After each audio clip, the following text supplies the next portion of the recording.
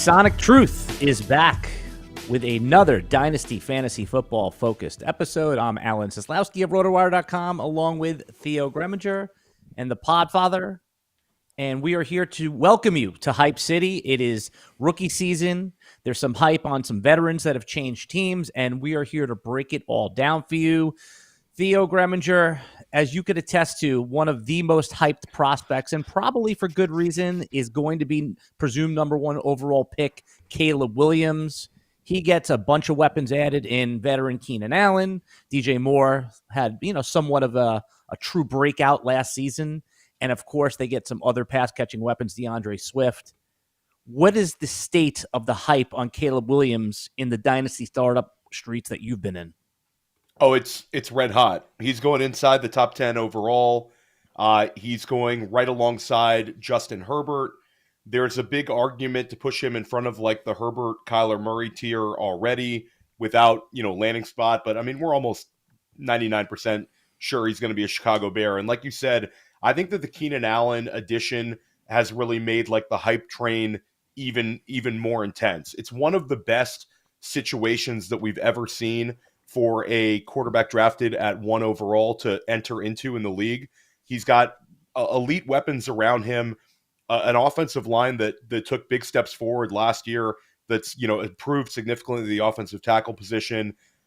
Matt Kelly, I believe our Dan Fornick has the Chicago Bears as like a top 12 offensive line, and that was sort of their Achilles heel a few years back. Big shout out to Dan.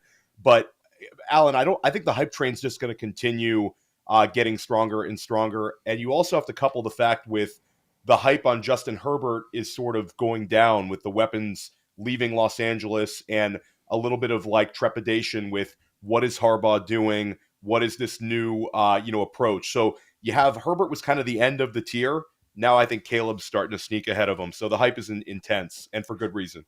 Matt Kelly, there's never been a good quarterback in Chicago. And again, that's like, they've never was until there is. I mean, before you talk about Caleb Williams, who's the last fantasy significant quarterback we've seen in Chicago? Jay Cutler. Yeah. QB 14 at his peak, by the way. Yeah, Jay Cutler with Alshon Jeffrey and Brandon Marshall. Remember those days? Oh, baby. Airing it out. Justin Herbert is still a stud, and so Justin Herbert is a buy here. This is what you do in Dynasty, right?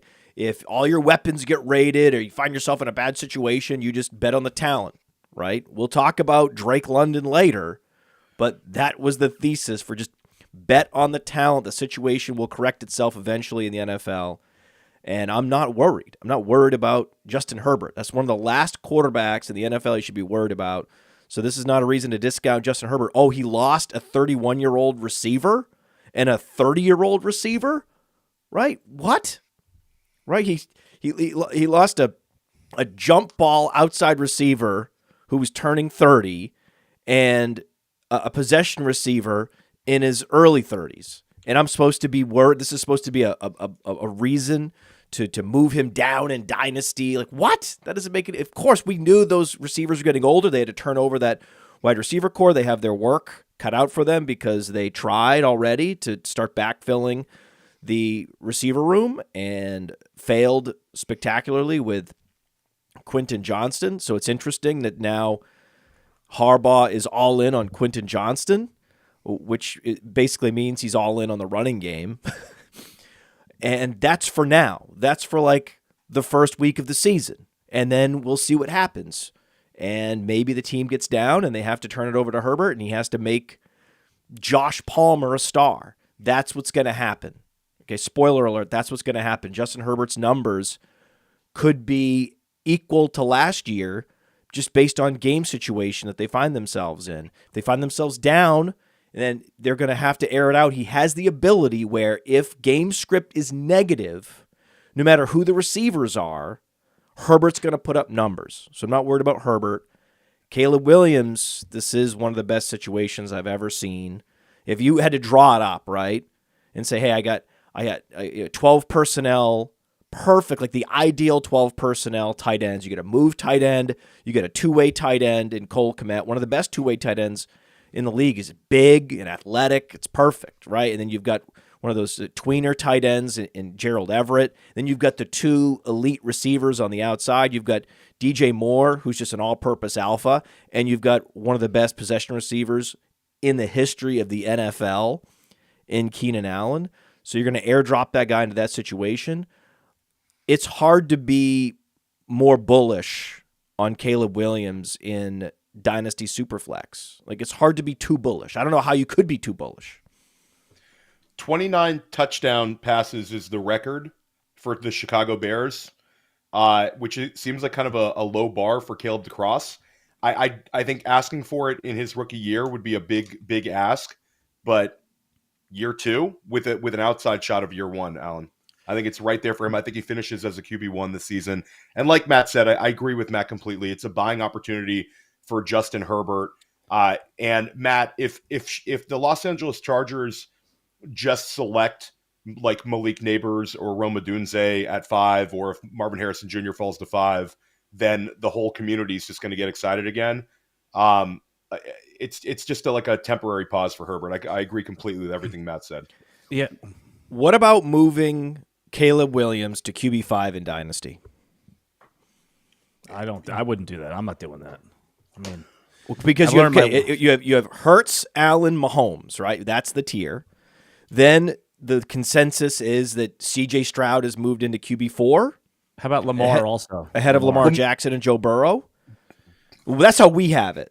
And we have it pretty clearly. Like on the Player Profiler Dynasty rankings, there's a significant gap in lifetime value between C.J. Stroud and Lamar Jackson and Joe Burrow, and I agree with that. The big open question becomes, how much do you vault Caleb Williams? You vaulting him over Kyler Murray? Of course. You vaulting him over Justin Herbert? I think it's time. You vaulting him over Anthony Richardson? What has Anthony Richardson done? Anthony Richardson wasn't the number 1 overall pick. Anthony Richardson doesn't have this kind of weaponry. Why would I have Anthony Richardson ahead of Caleb Williams at this point? Anthony Richardson, yep. I'm way more bullish than you are, Matt, on Anthony Richardson this year. I think he's got. It's not about Anthony Richardson. It's about Caleb Williams. Didn't you hear me say Anthony Richardson's bad? No, I love Anthony Richardson. Fundamentally, Matt, I think if we just go back a year ago, we were at the Sonic Truth podcast and at Player Profiler. The three of us were always on C.J. Stroud, Anthony Richardson ahead of Bryce Young. Check the receipts. We saved people a lot of money with that decision. But at the same time, we continually talked about how this year's top of the QB class, meaning the 2023 class, is not as strong as 2024 with Caleb Williams. Caleb Williams as a prospect, it's really not close to C.J. Stroud and Anthony Richardson. Neither one of those players was the number 1 overall pick for a reason. People poked holes in their games for whatever reason. Caleb Williams, if he was available last year, he would have been the number 1 overall pick, to Carolina. No question, Alan. Coming off of his Heisman Trophy winning season, he would have been the number 1 overall pick despite his age and youth compared to the other two guys. So, in terms of prospect, he's there. Yeah, I just think that we have to be careful about pushing these guys up. And again, I'm going to give you the downside examples is, right, like Trevor Lawrence, right? There was reason at the time to push him up to, higher than some of the veterans at the time. And what we've seen so far from fantasy football is the floor outcome, which is still good, but it's not what you paid for, what you thought you were getting. And then obviously the extreme examples are Justin Fields and Trey Lance going in the first round of Dynasty Superflex startups. Now, I'm not saying that's the situation with 101 Caleb Williams, but when there's a prospect versus proven elite guys that have elite weapons, Joe Burrow, Lamar Jackson, if I have an expensive Dynasty league, it's going to be very difficult for me to be comfortable pushing the button on Caleb over those proven assets. Okay, so Caleb Williams started for 2 seasons, all the games, right? 2022, 2023, never had more than 5 interceptions. So he's an efficient passer who takes care of the football. In all those seasons, completion percentage over 65%, yards per attempt over 9. So just as a pocket passer, this guy's a quality player and deserving of the 101. Then I tell you he runs a 4.56 in high school? Yeah. Are you kidding me? Are you kidding me? So, 27. I mean, if he was at Ohio State, he would have been better than C.J. Stroud in 2022. So why isn't the conversation all about who's the QB4, Caleb Williams or C.J. Stroud? I think that the main argument would be C.J. Stroud just looked incredible on an NFL field last year. So like what Alan's saying about NFL production, but yeah, certainly Matt, in terms of fantasy ceiling, Caleb Williams, that's such an underrated aspect of his game is the rushing ability. He had 27 rushing touchdowns throughout his college career, and I think that's going to be like he's going to be a very opportunistic scrambler. I don't think that's like Chicago, lining him up and running like design quarterback runs continually. But I think as an opportunistic scrambler, a threat around the goal line, his rushing ceiling is certainly much, much higher than CJ Stroud. And again, like getting back to the Anthony Richardson, Joe Burrow situation versus Caleb, Caleb Williams is completely healthy. We haven't seen like those recent injuries to those two guys. So I think that there's a bull case for Caleb Williams that a year from now, we're talking about him as a top 3 quarterback in Dynasty. And right now, this is sort of a discount season. But look, CJ Stroud did everything you would hope that Caleb can do, and he's not a top 3 guy. So, I mean, What are the odds that Caleb does what CJ Stroud does? Probably not that good, right? I would argue that there's a theory behind the truly elite guys. If they come in and do what CJ Stroud did, like the Bijan Robinsons, the Marvin Harrison Jr.'s, the Caleb Williams, the guys that we were very prepared to have this early success, they vault up in Dynasty because of the pedigree a little bit more, because of the draft capital a little more than a CJ Stroud. The community. CJ Stroud was pick 2. Yeah. He was pick 2. That's pretty up there, man. It's not pick 1. But again, it wasn't this sort of hype coming in. This is not, and Alan, at the end of the day, CJ Stroud was pick 2, but he wasn't pick number 2 for everyone in Superflex drafts at all. So like Caleb Williams, Caleb Williams is going to go ahead of Marvin Harrison Jr. in Superflex drafts, and Marvin Harrison Jr. is one of the best wide receiver prospects we've ever seen. And it's almost a no-brainer at this point that Caleb's going to go 1. But Caleb Williams, his passing got even better in his final season, but he stopped running, right? Well, it's not like C.J. Stroud was running a lot at Ohio State. He didn't need to, right? He didn't need to run at USC. He threw for a 69% completion percentage by the time it was all said and done. This is perfect. Had he gone out and rushed for 800 yards on Florida or some other offense where he was it, right? If he were not at USC with all those weapons and he didn't have the system where he could, just scan the field and distribute to weapons just like CJ Stroud could at Ohio State, there would be more hype. If you could see the rushing numbers in front of you in college, all we have is knowing that he's fast, right? That's all we have to go on. But if fantasy gamers had more tangible rushing upside, they would be so far out in front on Caleb Williams. That's the only thing that's suppressing his value. It's the only reason you can get him where you can get him in Superflex startups right now is because he didn't go out and show prolific rushing at the college level. All right, let's pause here, guys. When we come back, I want to continue talking about a few hyped players, not just rookies, some other vets that traded places, that and a whole bunch more. But first, a quick word from our sponsor. Now, I know many of you are looking for a secret weapon for your Dynasty League, and I have it. It's called the Dynasty Dominator app. You go to the App Store, go to Google Play. It's right there. It's $5 to download, and then every year it's $5 to load the next incoming class of rookies. You can add Superflex, add tight end premium. It's incredible because it allows you to look up players. It allows you to vote on whether a player is a buy, hold, or sell, and then see the market sentiment on that player. And you can compare their lifetime value rating from PlayerProfiler to their Dynasty ADP at the FFPC, all in the price lookup tool. And beyond that, we have a trade analyzer, so you'll never lose another Dynasty trade again. And in our settings, you can set this is a win now team, this is a rebuilding team, and then we let you compare players. Look at their metrics side by side. prospect metrics, NFL metrics. It's all there. It's $5 in the App Store. There's some add-ons for Superflex and to buy the upcoming rookie class. Every year, you're going to spend $5 on this thing, and it's going to be well worth it. Quick reset. Welcome back to the Sonic Truth Dynasty Fantasy Focused podcast. I'm Alan Seslowsky, Theo Gremminger, and Konnichiwa, Podfather. Oh! Do they, back from Japan, we missed you for the last couple weeks, do they know about the NFL in Japan? Oh, I didn't talk NFL in Japan. I was totally unplugged from it felt good, right? 10 years I've been plugged into the NFL when I've traveled to Greece or Spain. I've always had the news apps open. I've always known what's going on. I was always doing shows, right? I went to Greece and I did a Decision Point show with Anand. But Theo said to me, I got this.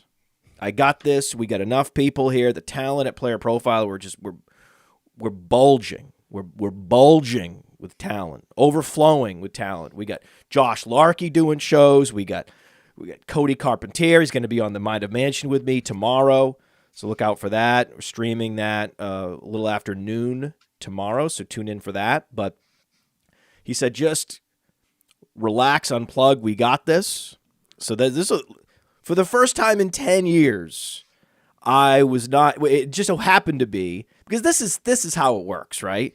The first time you unplug is the most exciting news week in the history of the NFL. Like I came back, you should have seen my face. Like when I was like, Kirk Cousins is a Falcon. Saquon Barkley is an Eagle? DeAndre Swift is a Bear? I was just one after the Keenan Allen, right? And I was like, wait, Pickens is by himself? I was like, I couldn't believe this. I was just going down the board, and I knew that there were a lot of potential splash moves with trades and free agency, knowing that Josh Jacobs is out there, Saquon Barkley's out there, and there are going to be some wide receivers moved. I knew all of that. It's just that when it all hits you at once, when you get off the plane and it all comes at you at once, it's a lot. It's a lot to process. And I realized in that moment, I was like, oh my God, I love this sport so much. And this is why. This is the depths of the off season. And it's still the most interesting sport in America. Yeah, it's a snow globe league, right? I've heard it termed like that, where every year they just shake it up and it's like a whole different setup. So, yeah, I couldn't wait. And now Caleb Williams, we talked about. I was like, oh my God, Caleb Williams to the moon. That was the first thing I thought of. I was like, oh my God, screw Drake London, right? That's where I was going next. Yeah, I was like, oh, Drake London, oh my God, Drake London. I was like, yeah, but what does this mean for Caleb Williams? Oh my God. Right, so anyway, that was yes, Japan, great. I highly recommend it. Apparently, because of the yen to dollar exchange rate, Japan is very popular. I saw a lot of Americans there. How's I don't the food? think the Japanese were as happy to see all the Americans, but whenever you see an American, you're like, because we're all struggling, right, to kind of figure out where to go, where the train station is, and how the hell to work it, and how to find a meal and all these things. We're all struggling. We're all just grinding at it. But when you do actually get a reservation at a restaurant, when you do actually find your way to the right store, it's amazing. And the one thing I'll say about the Japanese, which I love, is they care about aesthetics. They care about how things feel. They care about how things look. They care about how things sound. There's very few AirPods. Most people are wearing headphones like this. Like they don't care as much about just the quick and easy and convenient. They want their life to be a quality experience. And if that takes more time to make a proper pot of tea, then so be it. Right? If it takes more time, they still play CDs over there.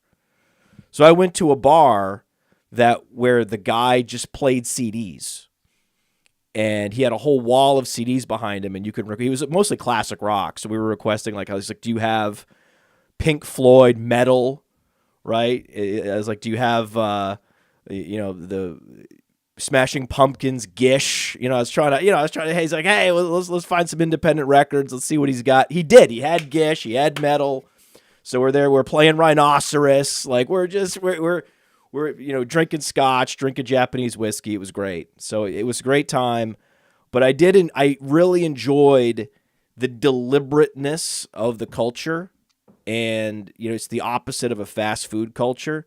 And that was something I really appreciated and something I'm going to try to, you bring it back, right? You bring back a whole tea set and, you have a whole Japanese affect, and that's going to wear off in about a week, I'm sure. My wife will stop walking around in slippers and drinking tea. But for the moment, we're enjoying it. We're enjoying the afterglow of the Japan trip was great. Nice. How was the food? Quickly. Well, the food, that's the thing. The food is great. So you go to these restaurants and you can't just show up. If it's a good restaurant in Japan, there's a big gap between just the izakayas, the kind of bar, pub type places you can go and get meat on a stick, and it's great. It's delicious. It's all way better than the food we have here, generally speaking, except the high-end food here is great. But most of the food in Japan is high-end. Even, what you get at Starbucks, it's just better. Right. But if you do want to go to a high-end restaurant in Japan, they're very small. There's 6 people, right? And they order all the food in advance for that night. So you can't cancel. Like I was sick and I couldn't go one night because I had a cough. And you can't be in the small space in Japan coughing. That's not happening. Like I was like, no, I'm not going. Right. That's not, the last thing I need is to be stressed out about coughing, and like they look at you like, don't do that. Right. So I was like, okay, I'm not going. But I was charged for my meal no matter what, because they had already pre-ordered all the food. Like if you want another salmon, you can't get one. It's not in the fridge.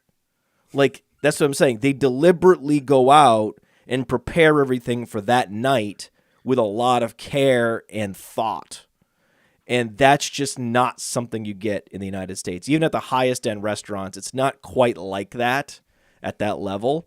But it's reflected in the quality of the food, right? Where you're just like, oh, wow, what is this? This is so, I had this pork kebab of some kind that had this peanut sauce on it that I'll never have again. And I was like, this is the greatest thing. It was like street food. And I was like, this is the greatest thing. So yes, the food is great. Podfather is hyping up Japan. Theo, good transition back into Hype City, from one Hype City to another. We can't deny it, guys. Just getting away from rookies for a minute. Drake London. I saw him go as high as wide receiver 5 in a dynasty starter. Now that's aggressive. He's right now the trade calculator websites, Keep Trade Cut, Dynasty Trade Calculator. They have him at wide receiver 10. Theo, is that ranking where he goes? Does that still give him room to profit, or is that a little bit of a dangerous ADP given he hasn't really finished anything close to a top 15 wide receiver in fantasy football so far in his career? I saw your segment, Alan, with Shane from Dynasty Trades in 5 talking about this new peak value of Drake London, and I thought it was an interesting one. But at the end of the day, he gets Kirk Cousins as his quarterback. This is a dream scenario. Kirk Cousins himself has had his moments in fantasy. He's never been an elite guy. But in terms of elevating Jeff Life needs to get a life. Jeff Life writes, I've been tuned in for 10 minutes and haven't heard a lick of football yet. I haven't heard a lick of football yet. I mean, it's been 10 minutes. And this guy took a trip to Japan, a once-in-a-lifetime trip with some interesting takes. And no, that's not something that Jeff Life has any time for in his life. He needs his information right now. I mean, the season's going to start in 6 months. We got to be in a hurry. We gonna be here. You're exactly what I was talking about, Jeff. Your attitude. Please me now. Microwave something for me right now. Give me a football take right now. I don't have any patience to listen to anything else, even though it's super interesting. And the Podfather's a star broadcaster and has the best presentation skills in all of fantasy football. Never mind all of that. We need to know who to draft in my startup right now. I tuned in minutes ago, and I'm not getting what I want. This is ridiculous. So, Jeff Life. You're inside Life's head. Jeff Life's in my head. Jeff Life is he's ruining my chi, but that's okay. That's okay. Jason Turner writes, I hate the way the Podfather just completely interrupts everyone like Theo, and to complain, he's such a narcissist. Hey, Jason, let me tell you something, buddy. Let me tell you something. I started this whole enterprise 10 years ago with a podcast called The Mind of Mansion that was just me talking about whatever I want to talk about for years, and built it into $1 million business where now I can go to Japan and the thing runs by itself because of the great people that are here. And one of the reasons we have great people here is they want to work with me. And there's a reason for that. There's a reason why we've grown, and there's a reason why there's the most talented group of people in all of fantasy football media now.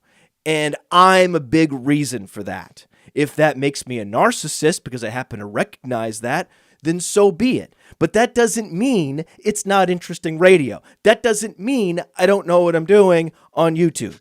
So you can shut up and turn off the show and scroll down to something else, anything else if you want. I don't care. But the idea that I'm ruining the show by interrupting people is patently false, because I've been doing something, whether it's interrupting myself or someone else, on this show for 10 years, and the thing has only grown in popularity. So you are, by the numbers, Jason, definitively wrong. Theo, go ahead. So getting back to Drake London, classic Podfather rant. Guys, Drake London has steamed up, but for a reason, Alan.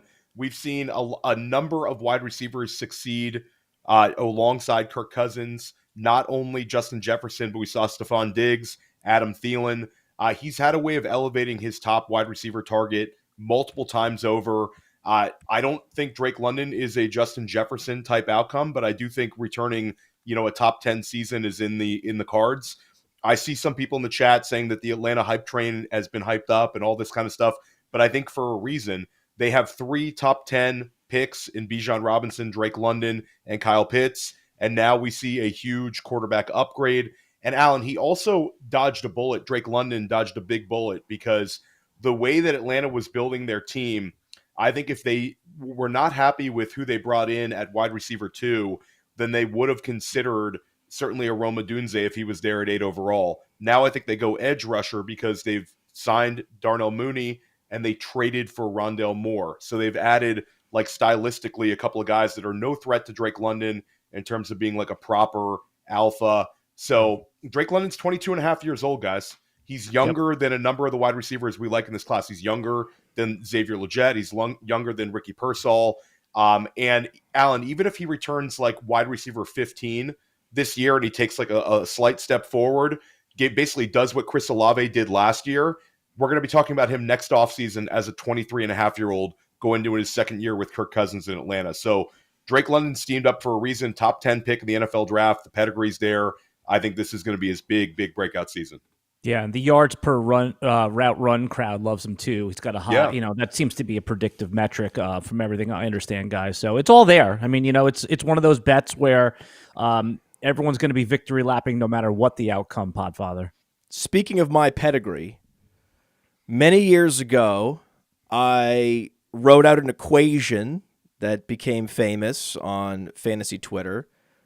Efficiency plus opportunity equals fantasy points. And no better example than what we're seeing right now from Drake London, where he goes from a terrible situation to a great situation, right? Efficiency with a great situation equals fantasy points. He's finally getting an opportunity. However, this is still a team that drafted Bijan Robinson and is going to want to run the football. So that's my only concern. My only concern is maybe it's actually Bijan Robinson that benefits most. Because remember, last year they had Desmond Ridder, and Desmond Ridder is a mobile quarterback, as is Taylor Heineke. The pocket passer helps the running back with a boost in dump-off passes. So with Kirk Cousins, take whatever Bijan Robinson's targets were last season and add 10, add 20 once he gets the higher snap share. So the guy's getting like around a 50% snap share, essentially sharing the backfield with Tyler Algier. Now he grows into his second season. He's a year older. He's established himself as the true bell cow.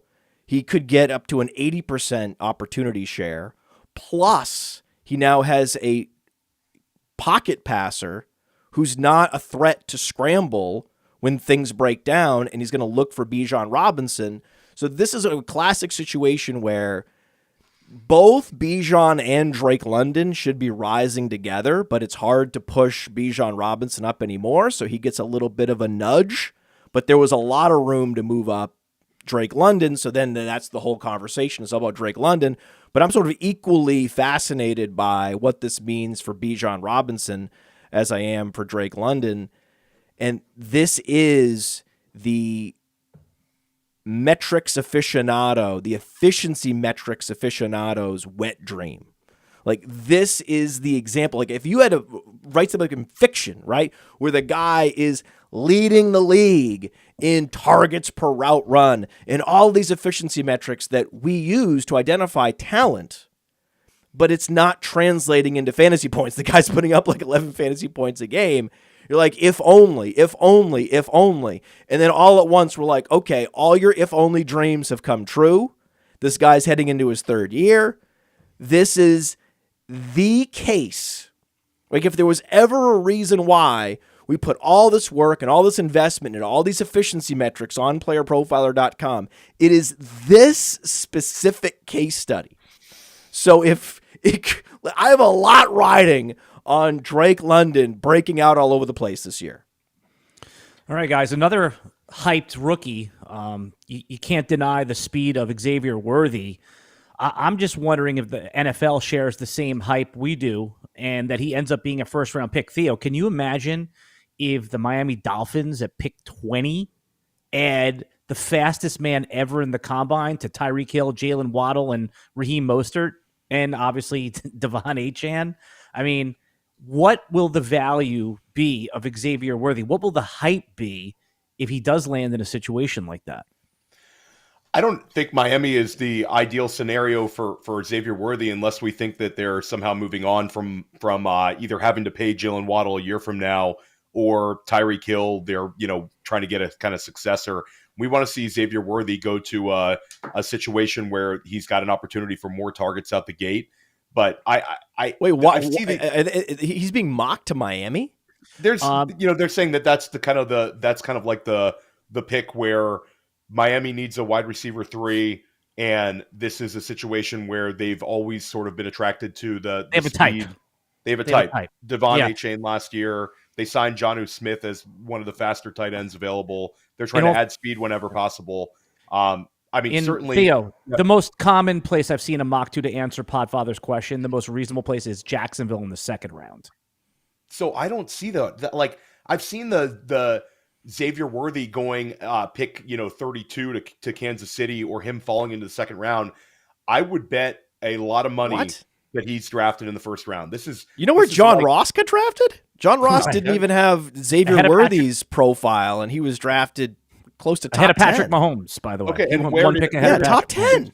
And where was Hollywood Brown drafted? Another Big 12 speed wide receiver that's undersized that certainly didn't run a 4.21. Hollywood Brown lands inside, what was it, the top 22 picks or so? If Alan? Xavier Worthy falls outside the top 25 of the NFL draft, I will eat my shoe. I'll tell you who's going to draft him. I'll tell you who's going to draft him. Dallas 24? Dallas 24. There's no way that he's getting out of the state of Texas if he's available at 24. I think Jerry Jones runs up to the podium and takes the Texas Longhorn who ran a 4.2 140, who's literally exactly what Dallas needs to open things up for CeeDee Lamb, a better Brandon, a younger, they can do a lot of the same things they did with Brandon Cooks. They can do a lot of the deep balls like to Gallup. And this is Xavier Worthy would be a big improvement over either of those guys. Xavier Worthy, Dallas Cowboy, if he's there, but I think he's going to get drafted somewhere inside the top 20, Alan, because I think there's some team that we're not talking about who's going to really, really value Xavier Worthy. And if he's available, past that Jacksonville pick, somewhere in that range, somebody's going to move up and get him. I also think the Pittsburgh Steelers, with Deontay Johnson moving on, could go with Xavier Worthy. I think there's a number of teams that it's going to be a very appealing player. I think that there's certain Did teams you know? That look at him. Did you know that CeeDee Lamb was not the first wide receiver drafted in his draft class? Right. He was by far and away the best wide receiver prospect, and all objective analysts thought this. This wasn't like a hindsight looking back on, oh yeah, I guess we should have all known CeeDee Lamb, right? No, we did know. At the NFL, the NFL are idiots. Like, don't forget, the NFL, even if you think that Xavier Worthy's overrated, okay, well, trust me, the NFL is going to draft him. The first pick, the first wide receiver selected in that CeeDee Lamb draft was Judy? Henry Ruggs. Ruggs, yep. Right. Henry Ruggs. Guys, Worthy's going top 20 if he makes it to Dallas. But that's the thing. Alan, just take notes from the master, right? Theo is the master. Like, that is the mock that makes the most sense. The masturbator. No, but only for Xavier Worthy usage, Alan. Xavier Worthy, also, I think there's teams that are going to view him as Jalen Waddle, where people are like, the general consensus is this is going to be the speed guy in a number of offenses. But, shout out to Joanna in the chat, who's always watching Sonic Truth. She brings up the projection profile. Xavier Worthy had an incredible freshman year at Texas. He broke records for Texas in terms of production from freshman wide receivers. This is a guy who, completely lit up Oklahoma as a freshman in the Red River Shootout.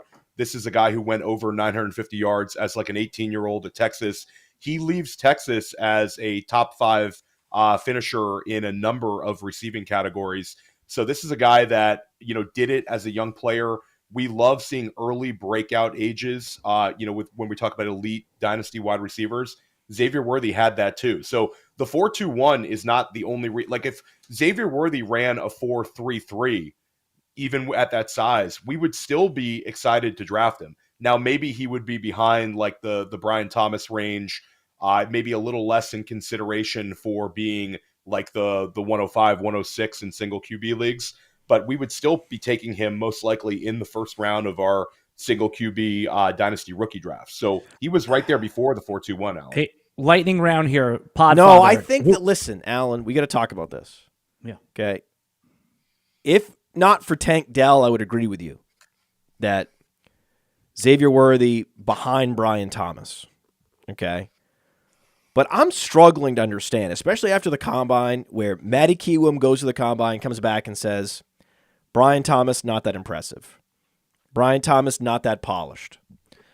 Xavier Worthy, why not? Right? Why not Xavier Worthy at wide receiver 4? That's my big question. Like, it's not like Brian Thomas is this super polished, high floor wide receiver. Yes, there's a ceiling there for sure, especially because we don't know what his production profile would have been without Malik Neighbors. So that's very exciting. I get it. But Xavier Worthy's on another level from the Henry Ruggs, the Marquise Brown. He's a much better prospect than any of those guys. If there was going to be a speed guy that you could see Al Davis, if he were alive, drafting in the top 10, and instead of it being Darius Hayward-Bay, a total head scratcher, we look up and go, this actually makes some sense, right? Because from a tactical standpoint, this is a great weapon, right? This actually helps the whole offense get better. So I can be swayed. I could be convinced, and I'm not the type of GM analyst that is praising general managers for moving up and grabbing receivers early. That's typically a mistake, because the team that has most recently, even more recent than the Lions, rebuilt the franchise the right way was the Chicago Bears. And what did you mention about the Chicago Bears, Theo? Their offensive line.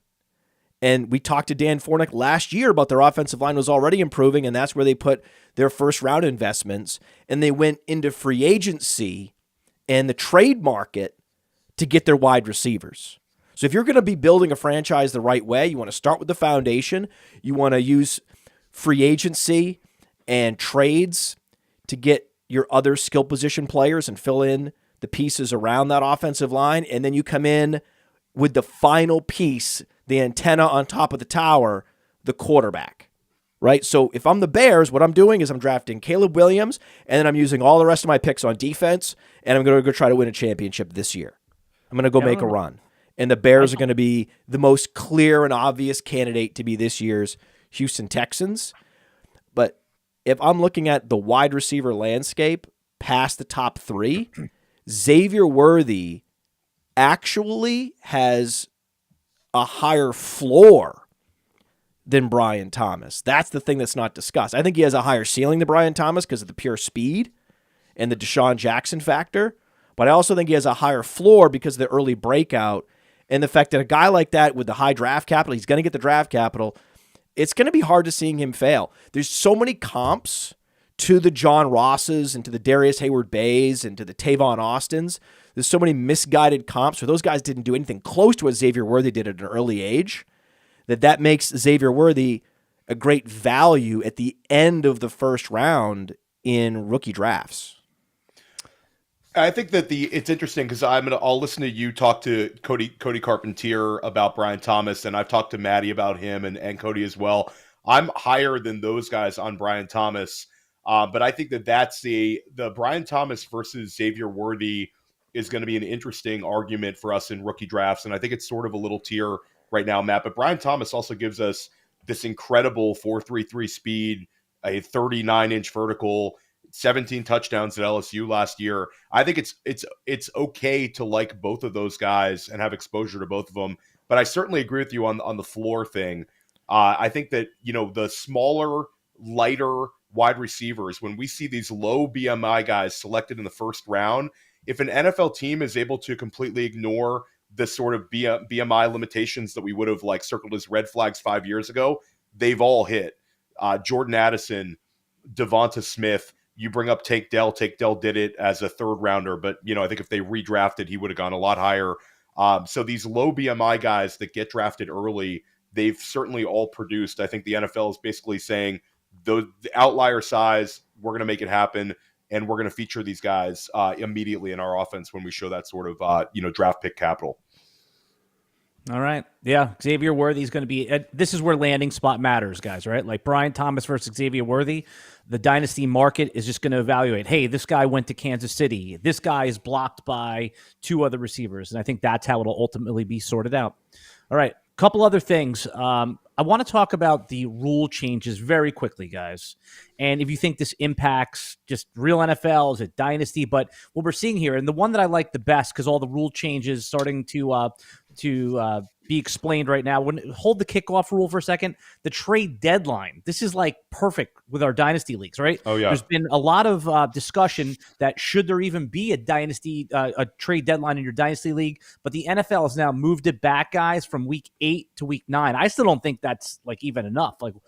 Keep pushing it back. Teams don't know at that point whether they want to go for it or play for next year. So do you think that this has any real-life implications and any adjustments we should make in our dynasty leagues with this new rule? I mean, dynasty leagues, this is always a big argument philosophically about should we have trade deadlines? Is it anarchy if you allow trades through the playoffs? There's a lot of like, Alan. Where do you fall? Where do you fall on this? Do you think there should be a trade deadline in your dynasty league?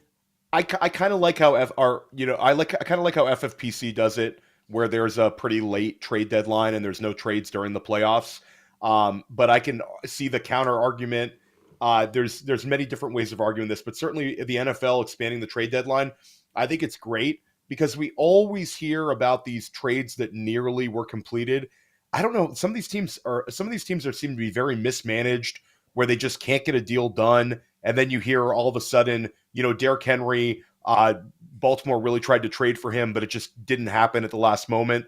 Maybe we see a couple more big trades go down. I mean, we love it for content. The more trades we get at the trade deadline, the better. That time of year. So I'm hoping that we see more NFL trades. I always think it's fun, to see these sort of players change hands and have to adjust on the fly. It's one of the most fun things in fantasy football. But for our leagues, I don't think it should really change dynasty leagues. Maybe make your trade deadline a little bit later if you have a set date. I think it maybe changes redraft more than it does dynasty, Alan, trade deadline wise. Podfather, you think dynasty leagues should have a trade deadline? That's the bottom line. Yes. when though? When should it be? Playoffs. Yeah, No just the trades during playoffs. Like, that's all. My biggest objection are the dynasty leagues that don't have a trade deadline. Because we have these guys for their career. You might as well trade them at any time, right? And it's like, no. I'm about to face a guy in the championship, and because he's like all, linked up with this guy on Discord, he could talk him into doing a trade just before he faces me in the championship. Get out of town. No way. Trade for Tyreek Hill, right? That's not that stuff happens every year in Dynasty, and it's not right. It's just not right. Your opinion. So I don't really care. I don't care when the trade deadline is. The later, the better. It's just once the playoffs start, enough already, right? Yep. It's just I'm also biased because I'm in so many leagues that I can't work the relationships like some other people. So, in fairness, I am at a disadvantage to some of my league mates that have better relationship skills, in that they have more trade options available to them, and they may be paying closer attention. They have more at stake. Oh my God, I could beat the Podfather in the championship. I'm gonna go to the mattresses to make it happen. Where I'm in the championship game in 10 leagues, and it's like, listen, I can't go down and put it all on the line on 10 leagues. That's just not going to happen.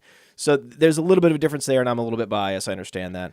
The rule change that I am really looking forward to is the kickoff.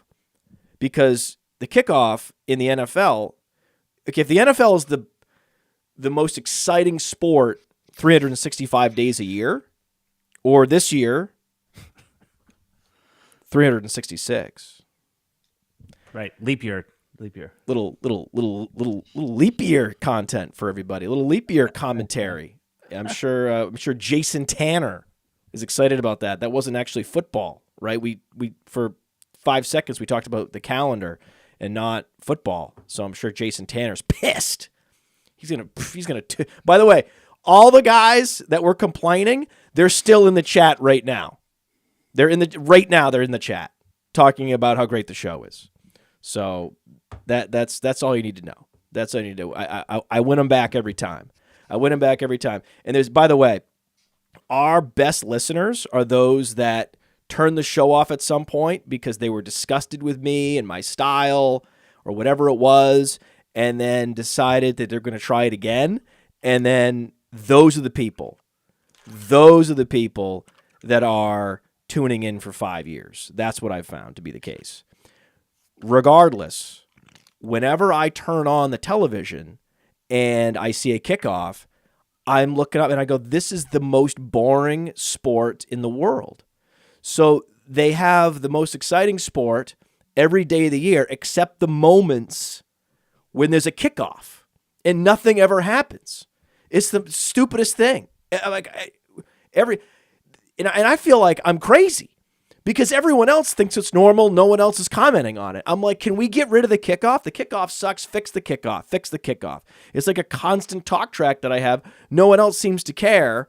And then lo and behold, actually, we found out there is someone that cares. There's someone in the NFL that cares because they made a huge rule change. And now we're actually going to see teams incentivized to bring the ball out. We're going to see some long touchdowns and some key moments. It's going to be very exciting. And they've also, at the same time, they did what I, couldn't believe, right? Because every time a rules committee comes out with a set of changes, everyone's a critic. No one's like, oh my God, that's rules committee. Has anyone ever said this? Oh my God, the rules committee is just stocked with geniuses. Has anyone ever said that? No one's ever said this rules committee for this sport is stocked with geniuses. I believe this kickoff rule to be a total masterstroke. In that normally, 99 times out of 100, if there's some decision made in the league, I believe I could have done a better job. Whether it's a GM, whether it's Roger Goodell, I always believe I could do a better job. In this case, someone was breaking down the fine details of this kickoff rule, and I was like, oh man, this checks all the boxes, baby. They've even decided to care for once about player health. This is great, right? So there's not as many high-impact collisions that are meaningless, and there's more chances that we get high-impact plays and key moments in the game that there's swaths of time in the broadcast that aren't wasted. It's great. All the rules changes were pretty good, Alan. The hip drop outlaw. That's a way to that's the tax on the player's paycheck. They just can't wait to send $25,000 fines to the players, right? I mean, do you really think that's it, Alan? Is that what you think? Well, obviously, do you think no, honestly, Alan, is this what you think? Really? You think yes. that the rules committee? Because again, I'm very bullish, and I'm actually maybe a complete rules committee stan at this point. So let me get this straight, right? You think the rules committee was like, listen, we need more money. So here's what we're going to do. We're going to do a scheme. We need more control to outlaw more plays so that we can find players, and that's going to go straight into our pockets. This is a way to this is a get rich scheme by the league is to ban the hip drop tackle. This is what you're saying? It is to get rich quick. In the player empowerment era, it's a way to take back control. We've seen it already in real life, right? It's a player health initiative. It's a player.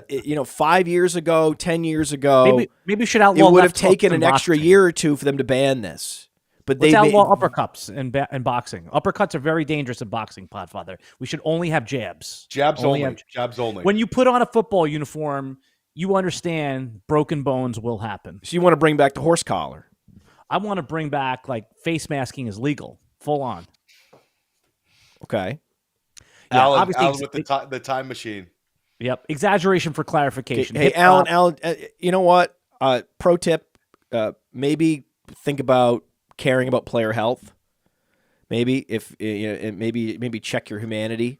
Oh, here goes virtual signaler Podfather. I care about people. I care about the functioning of the human body, and I want to protect the health and welfare of professional athletes, Alan. That's what I care about. I am a very virtuous person. I care about other people and more than you do. And so this is why I'm signaling to the world that I care about people more than you, and you need to check yourself, and you should be ashamed. I am. I live my life in shame. Alan the villain. Another rule change, guys, that actually has implications. Podfather alluded to Saquon Barkley earlier going to Philadelphia. The tush push was deemed legal, and it's going to continue. Now, here's really the question, right? Is the addition of Saquon Barkley, and we really have to, this has to be a dynasty discussion because he's another player who I thought the hype city was just going to be out of control on, but he's literally one of the most polarizing players. There's people out there that don't like Saquon Barkley. I was thinking that this hurts Jalen Hurts, and Saquon Barkley is now in the high double-digit touchdown top of the outcome, guys. So I'll start with Podfather this time. Age 27, armed with a 3-year contract. What is the correct dynasty valuation for a player like Barkley? Can he get the Christian McCaffrey when he was traded treatment? No, he's not Christian McCaffrey. So whatever. Wait, Theo, you don't have Barkley ahead of McCaffrey at this point, do you? No, certainly not. I think that I think he's, Allen, I think somewhere in that running back 8 to 10 range. If you're treating him like that, I think that's for Dynasty, running back 8 to 10 makes a lot of sense. You have to kind of take him down a notch a little bit because of his age. And then also the fact that he's playing next to a quarterback who is a threat around the goal line.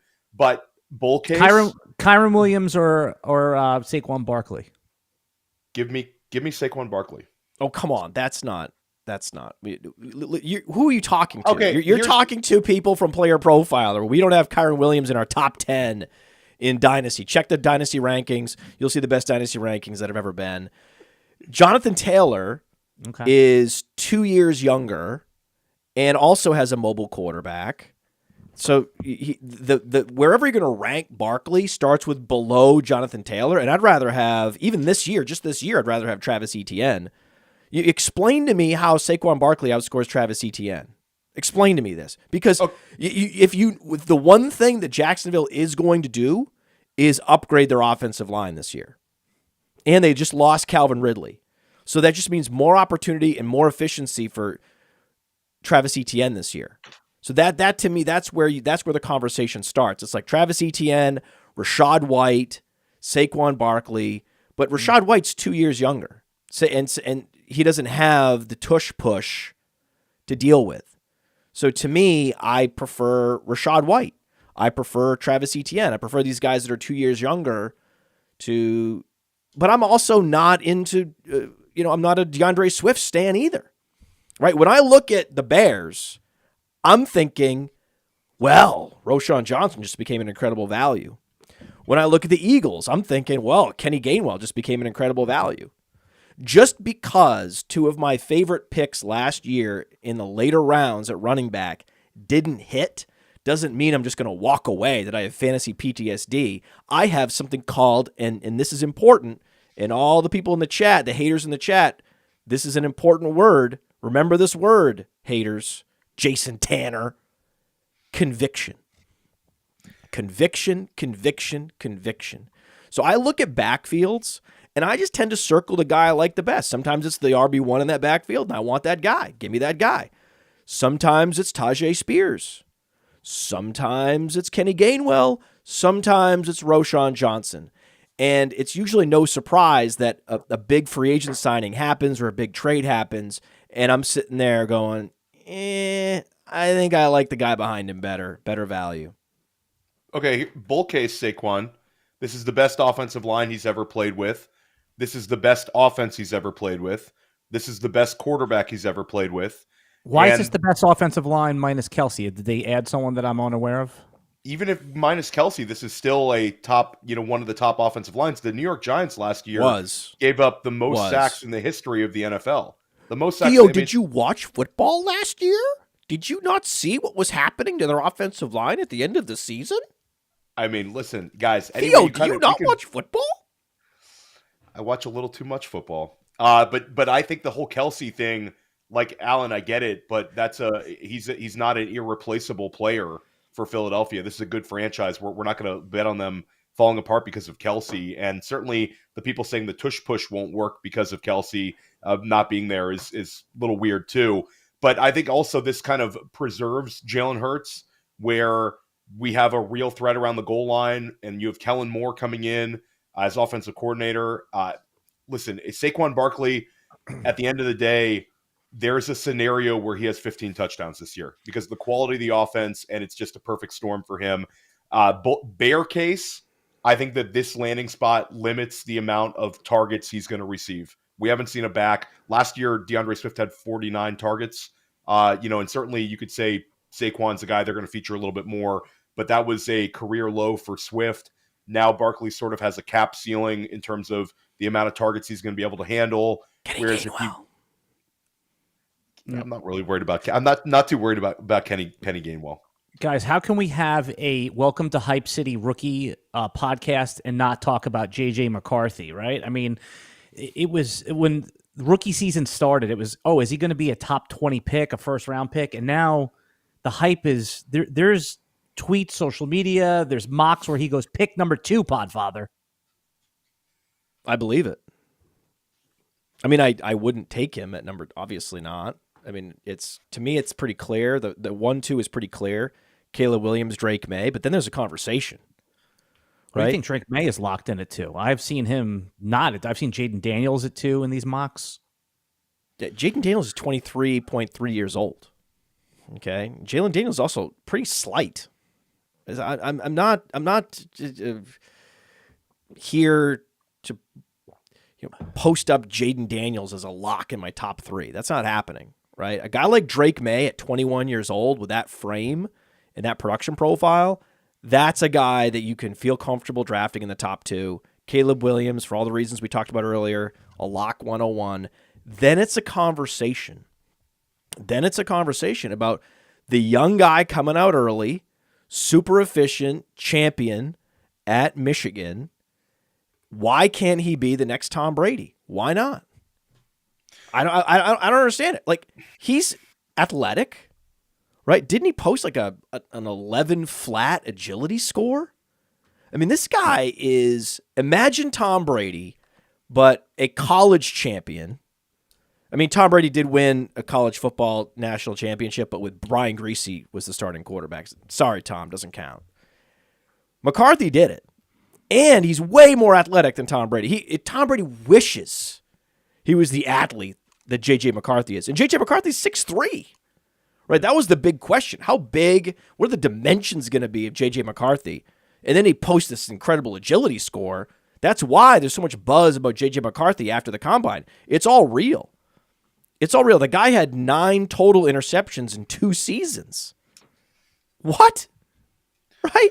I mean, and he is a scrambler, right? He can pull the ball down and run for first downs, 300 yards rushing as a sophomore. So, yeah, I think that there's a decision point that teams need to make between what they're looking for between Jaden Daniels and J.J. McCarthy. And if I'm an NFL team, I think it's locked in, Williams, Drake May, and then it depends on the coach, depends on the system, whether you go with a Daniels or whether you go with a McCarthy. But we see this every year. A guy always moves up throughout the process and can sometimes crash the top 2. We've seen that. Carson Wentz famously was mocked outside the top 10, goes to the combine, is throwing the ball on a rope 70 yards downfield, and then all the broadcasters are their mouths are agape. They can't believe it. They're like, "Oh my God, this kid could be the 101." So this is big. It's not a big deal just because there was a lack of appreciation for J.J. McCarthy 2 months ago for whatever reason. The guy won a national championship. Like, Theo. I don't understand. Like, for whatever reason, same with C.J. Stroud, right? There was a lack of appreciation, even though this guy was a champion, right? This guy was a prolific passer at one of the top programs in college football, and yet didn't seem to be respected by NFL scouts. Well, that was happening to J.J. McCarthy until it wasn't. Theo, did you see the quote from Jim Harbaugh? This is his former college coach. This is at the AFC Coaches Breakfast. I think, quote, he's the best quarterback in this draft. The killer comes out when adversity strikes. Harbaugh said that he was the best quarterback in the history of Michigan anytime he was asked last year. When there was times where, J.J. McCarthy wasn't asked to throw a pass at the end of the third quarter and sat the complete fourth quarters. No lie detected in that. Yeah. So, I mean, Harbaugh is going to hype his guys, but he's been hyping McCarthy for years. I think what's interesting is McCarthy's 21 years old. He would have been the number 1 pick next year. I mean, we can get into it. There's going to be people in the chat who maybe like a Quinn Ewers or something like that. But I think at the end of the day, J.J. McCarthy's a better prospect than anyone in the 2025 class. So he comes to the league basically a year early. If he went back to Michigan, he would have had an opportunity to put up better stats. But I still think at the end of the day, We see a lot of smoke screens for what teams want. Teams don't want people to know who they're going to take. We saw it, last year with, Will Levis being mocked to go so early. We saw it in the past where Mac Jones was going to be the 49ers selection. They end up going Trey Lance. So NFL teams do this every year. But I do think at the end of the day, all 4 quarterbacks are locks to go inside of the top 8. I think 8 is that spot where somebody could trade up with Atlanta and take, whoever falls to the 4th QB spot, maybe Denver or Minnesota. 8 is kind of their fail-safe to trade up to. But I think there's a chance that we see 4 quarterbacks go off the board, 1, 2, 3, 4. I think that they're all pretty locked in, and it's sort of a pick your poison. I'm more bullish, I think, on Jaden Daniels than Matt is. But at the same time, I think that would be, if I had to bet money on who goes 2 overall, it's Jaden Daniels. And then it comes down to Drake May versus JJ McCarthy. I just think that's the way it's gonna fall out. Minnesota does have the connections with Drake May, the Josh McCown connection with Drake May, where I think that could fall into place. But I'm getting excited about JJ McCarthy too. I had Brett Whitefield on press coverage. Brett's a friend from Fantasy Points. He's a really, really sharp NFL draft analyst, and he has JJ McCarthy as his QB1 in the class. And he's had that for like 2 months. And it was when it first dropped, people, I talked to him about it. People like kind of made fun of it. They said, this is what a joke ranking. And Brett took some heat. But sort of as the process has come along, the NFL teams are sort of seeing those attributes. And, it sounds like he's going to be an absolute lock to go in the top 8. So there's a lot of people really on JJ McCarthy, the big arm, the athleticism. The Michigan strength and conditioning program is wild. We saw Blake Corum last summer do a 30 reps on the bench, ends up on social media. Roman Wilson does all these incredible athletic feats. And the Michigan people say that JJ McCarthy ran a 4.48 last summer. So of course, maybe they hype their guy up, but JJ McCarthy's running the 40 in the 4.5s. He's a 4.5 something 40-yard dash guy. He didn't run the 40 at the combine. He said his hamstring was tight, but this is a guy that has speed, has athleticism, has accuracy, has a big arm. Again, he's just a little younger, and we have 3 quarterbacks who have had a lot of hype ahead of him. McCarthy's my QB4 in this class, and I have him at 8 overall in my Superflex rookie ranks. But that being said, I still think he's got a lot of appealing traits that NFL teams are not going to be able to pass up. Patriots got a great gift. Remember, it was like, oh man, Patriots, they just missed out on Drake May at 2. Oh, if they had just lost another game, right? Oh, poor Patriots. They're not going to get the quarterback they want. Meanwhile, now there's 4 good ones, right? Meanwhile, it's like, what are you talking about? They're sitting in the perfect position, right? They're gonna have. Do we want Drake May or JJ McCarthy or Jaden Daniels and JJ McCarthy? Like, which one? JJ McCarthy could go at 2. That's not crazy. Yeah. The Washington Commanders drafting JJ McCarthy wouldn't surprise me at all. Right? That it just all finally clicks for NFL scouts. Oh wait, yeah, this guy. Wait, then now they've tested the arm strength. They've done all these. Okay, wait a second. This guy, he's a super athlete. Wait a second. So this is, poor Bill Belichick, right? If he'd have just been able to hold on one more year, man. Oh, well. Bye, Bill. Bye, Bill. I was waiting for the hard. Did you think we were going out on that, Alan? I thought Matt, the bye Bill. I think that was like the segue for the cold close. You think that would have been a great? Close. No.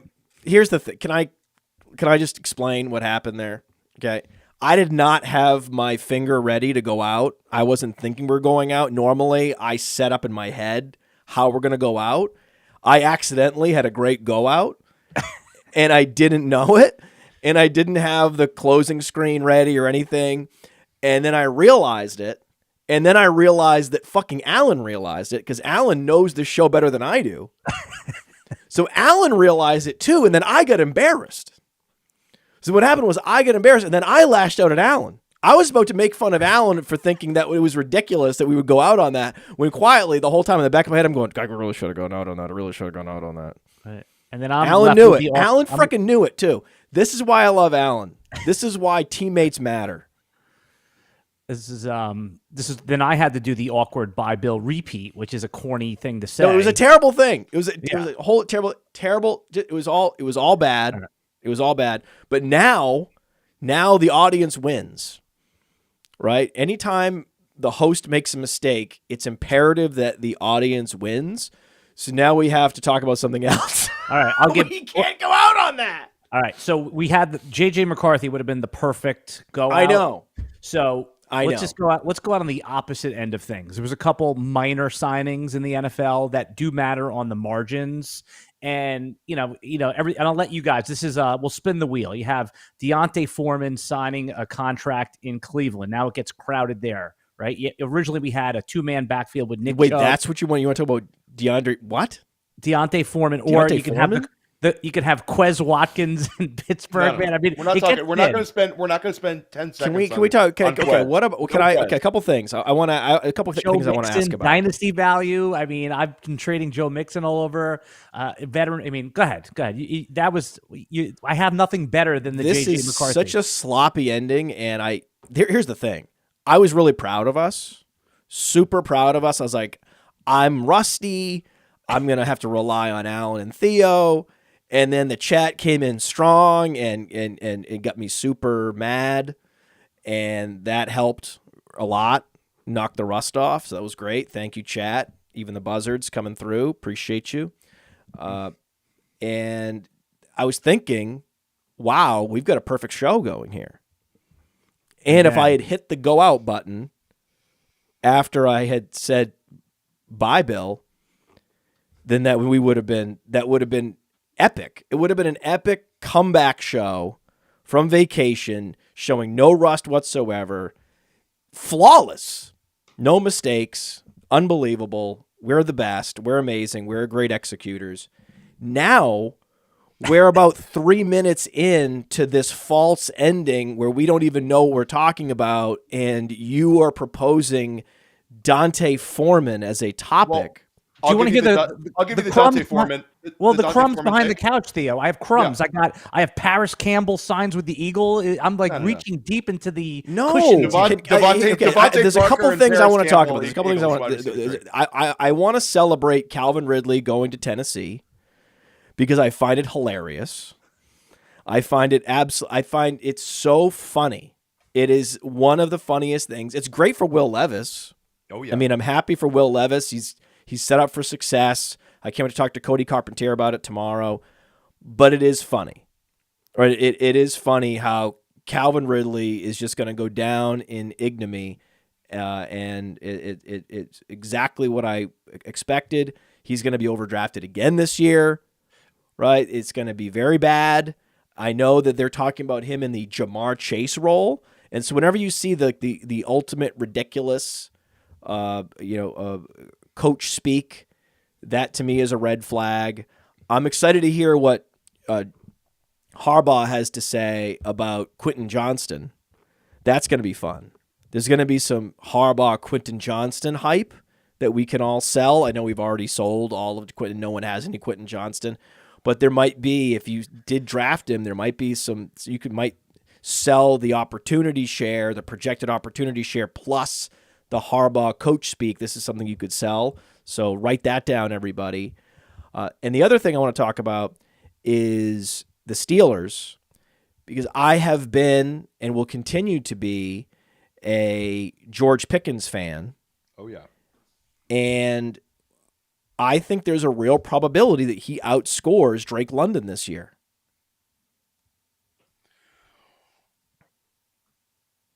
I mean, I don't think that would be the craziest thing ever. He's going to have to be incredibly efficient with his touchdowns, though, because I think that the target difference between the two, I think Drake London could have 30 more targets, maybe more than that. But George Pickens certainly, we've seen a number of these wide receivers in Pittsburgh take big steps forward, in terms of like year 2 and year 3 with Mike Tomlin.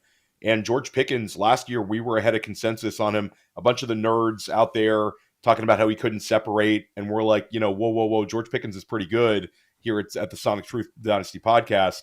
And George Pickens never a guy that we put low in our dynasty rankings. But at the end of the day, I don't know. I would bet on Drake London, but Matt, the cost. Well, didn't Cortland Sutton have 10 touchdowns last year?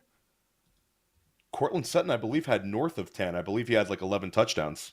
Yeah, Cortland Sutton had at least 10 touchdowns last year. So George Pickens is going to score plenty of touchdowns. It's Pickens and Freiermuth, right? And in Atlanta, what is it? It's London and Pitts. Do you think Pitts is better than Freiermuth?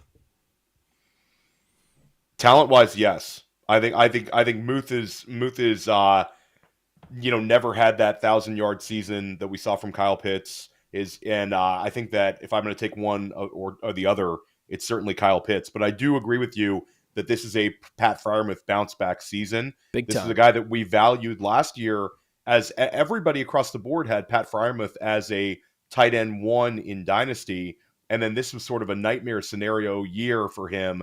This is a chance for him to bounce back. And I know we love beating up on Arthur Smith, but I think the fact that Jonnu Smith and Kyle Pitts both had weeks where they were really effective for us in fantasy is a good harbinger of things to come for Muth. I mean, How about George Pickens is an air yards stud, right? Air yards and air yard share. You just need the targets, right? Well, DJ Moore had 136 targets last year.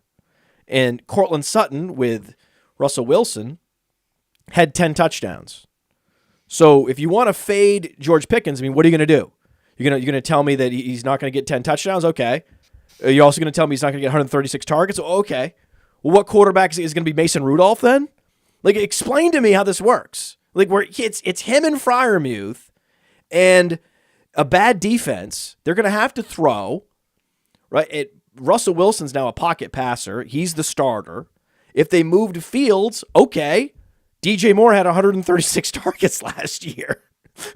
What's the problem? Justin Fields is underrated. Justin Fields is a buy to me. I think that's a clear buy. I think you wait, though. You wait and see if Russell Wilson gets solidified as the starter. At that point, I think that's when you go ahead and trade for Fields because he's not. Remember, everyone's like, "Oh my God, Kirk Cousins is going to save Drake London." Kirk Cousins, oh my God, Kirk Cousins. Kirk Cousins wasn't a starter. Okay, Kirk Cousins was a backup quarterback in Washington, and he fled in order to be a starter. Okay, so this is not the first time, and it won't be the last time, that a quarterback, for whatever reason, was underappreciated. And it's also not as much to do with Justin Fields as it is Caleb Williams. I think that the Bears looked at what they could have in Caleb Williams, and Caleb Williams, like you said, is so much better of a quarterback prospect than we have most years available to us. I think even better than Trevor Lawrence, that they said, well, okay, we like Justin Fields, we just don't like him that much. And then all of a sudden, he's on the market, and everyone's asking, well, why is he on the market? What's wrong with him? Right? That's the classic buyer's dilemma, where you're like, oh, this is a good value. What's wrong with it? Right? So I think that's part of why Justin Fields didn't command more in trade. And for all those reasons, if you take a step back and remember why you may have been bullish on Justin Fields in the first place, his ability to throw the ball deep with the rushing ability, it's actually he's eerily similar to Russell Wilson in a lot of ways, going all the way back to his efficiency in college, right? The elite efficiency in college, similar to Russell Wilson at Wisconsin. So I like the situation at quarterback for George Pickens. And with Freiermuth, I think Freiermuth is essentially the Bijan Robinson of this offense, where there's going to be one guy whose value with the sort of the dismantling of weaponry and target competition that you have in Pittsburgh, there's going to be someone who's not fully appreciated, right? Where there's a target vacuum in Pittsburgh, who's the underappreciated weapon there? It's Freiermuth. And in Atlanta, you have this boon in the target volume for all the receivers with the addition of Kirk Cousins. Who's the underrated option there? It's Bijan Robinson. So I think the most underrated value is Robinson in Atlanta, and then in Pittsburgh, I think it's Freiermuth. Absolutely. I think Freiermuth's the guy I'm circling. I want him bad. I want some Jalen Warren too on that team, because I feel like with the loss of Deontay Johnson, Warren's been, maybe their most dynamic player with the ball in his hands. And I think the chances of Jalen Warren being kind of an expanded role in year 3 is there. I also think Najee Harris has just been run into the ground for 2 straight seasons, and he's avoided any kind of injuries. We hate saying a guy is kind of due for a little bit of regression in terms of games played, but I could see that catching up with him. And Jalen Warren, low-key, had over 1,000 combined yards last year in year 2, took a big step forward. Certainly, I think in terms of if we had to pick the playmakers on Pittsburgh, I think Jalen Warren is definitely going to see more touches, I think, with Deontay out of there. And also, guys, we're going to like whatever wide receiver ends up being a Pittsburgh Steeler in the second round of the NFL draft. That's been sort of a wheelhouse for Pittsburgh as an organization to hit on a bunch of guys, including George Pickens, Juju Smith-Schuster. A bunch of these guys were big hits as second-round picks. Bye, Bill. Hey, I want to take a moment to thank you for tuning in. It's important to me that all of our media be free, and one of our key missions is to make as much statistics and information and deep analysis available on PlayerProfiler.com for free. This is only possible because of you allowing a true independent sports media enterprise to thrive unlike any other in the business. So please subscribe to the All In package to continue to make all this possible. If you can't do All In, that's okay. We have a draft kit. Or you can just subscribe to the player rankings. Those now include tight end premium FFPC ranks, our brand new data analysis package will blow your hair back. And of course, there's our Dynasty Deluxe and our DFS Dominator. Take a moment, check out our premium services to ensure that all of our stats, information, data, content is available to you, especially you, the people that get the site and get the show.